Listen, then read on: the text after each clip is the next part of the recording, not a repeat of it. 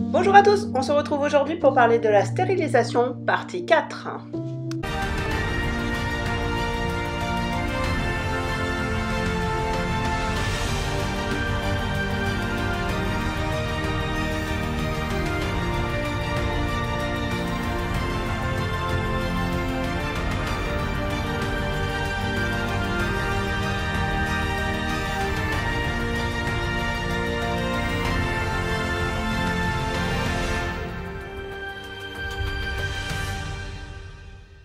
Donc dans la partie 1, 2 et 3, nous avons parlé de la stérilisation, le choix du vétérinaire, les préparatifs, le jour J.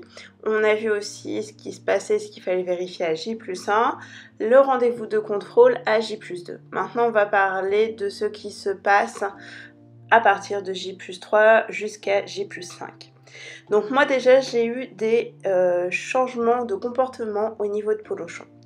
Je l'ai trouvée beaucoup plus câline que ce qu'elle était avant. Vers la journée numéro 3, j'ai aussi retrouvé au fur et à mesure un comportement plus habituel au niveau de Polochon parce qu'au départ, elle ne voulait vraiment pas sortir de son enclos qui était pourtant complètement ouvert. Là, elle s'est laissée plus sortir, elle a un petit peu vadrouillé.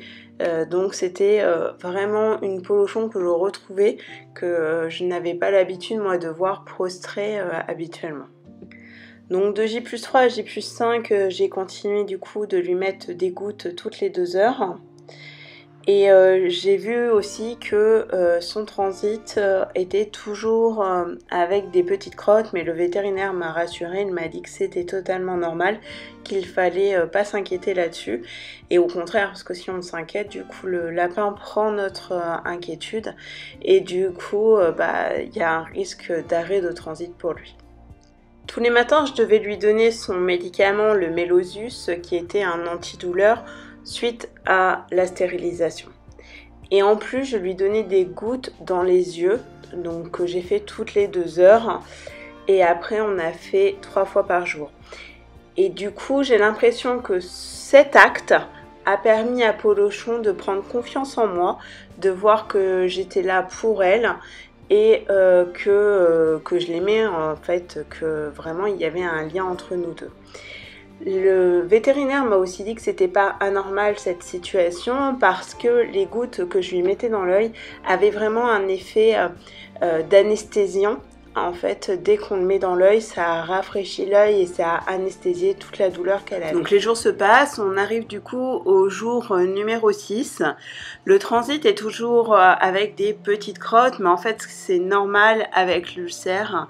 Il faut le temps aussi que l'organisme aille mieux. Donc on a eu un rendez-vous chez le vétérinaire qui a été lui aussi gratuit comme c'était une visite de contrôle de l'ulcère et que le vétérinaire considérait que vu que c'était à son réveil et que c'était sous sa surveillance, c'était du coup pris en charge. Par contre les médicaments, j'étais obligée de les payer, juste entre parenthèses. Donc du coup il a vérifié toujours avec le produit de contraste. On voyait que l'ulcère avait vraiment beaucoup diminué. Il restait plus que quelques petites traces. Donc du coup on est passé à 3 fois par jour au niveau des gouttes. Le fait de les avoir mis vraiment tous les 2 heures, autant de temps, ça a permis en fait vraiment à l'œil de pouvoir se guérir.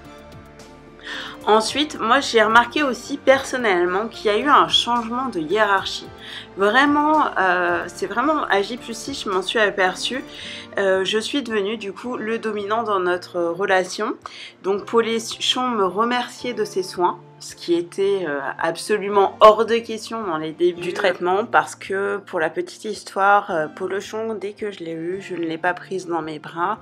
J'ai vraiment laissé faire. C'était elle qui venait à moi et je ne l'ai jamais prise de force. Là, j'ai été obligée.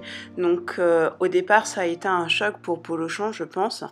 Et après, elle s'est vite aperçue que c'était pour son bien-être. Donc nous arrivons à J+13 et le moment d'enlever les agrafes. Donc on a enlevé à peu près 6 ou 7 agrafes. Le vétérinaire avait noté le nombre d'agrafes qu'il avait mises. Donc il fallait enlever donc, les 2 qu'elle avait déjà perdues. Et je crois qu'elle en avait reperdu une entre-temps. Donc pour ce qui est par contre des poils, les poils n'ont repoussé que 4 mois plus tard. Donc elle a eu un trou pendant un bon bout de temps. Ça a poussé par petites touffes. Je ne sais pas si vous voyez sur la vidéo, donc on voit un petit peu que c'est en petites touffes. On voit vraiment la zone où ça a été coupé. Et du coup, et rasé surtout, et du coup ça a repoussé très lentement, je trouve. C'était très bizarre d'ailleurs. En conclusion, je ne regrette pas du tout cette expérience qui a été de toute façon obligatoire pour Polochon étant une lapine. Je vous laisse référer à la vidéo numéro 1 de la stérilisation qui vous explique pourquoi. Et du coup, j'ai vu aussi un changement au niveau comportemental de Polochon, même si ce n'était pas ce qui m'inquiétait au départ. Et je suis beaucoup plus tranquille concernant son avenir pour avoir déjà vécu par le passé un problème de cancer de l'utérus chez une lapine, n'étant vraiment pas informée à l'époque des problème que pouvait avoir la lapine, et en plus ce n'était pas la mienne. J'espère que cette série de 4 vidéos sur la stérilisation vous aura plu. N'hésitez pas de partager cette vidéo et de la commenter, et nous on se retrouve bientôt.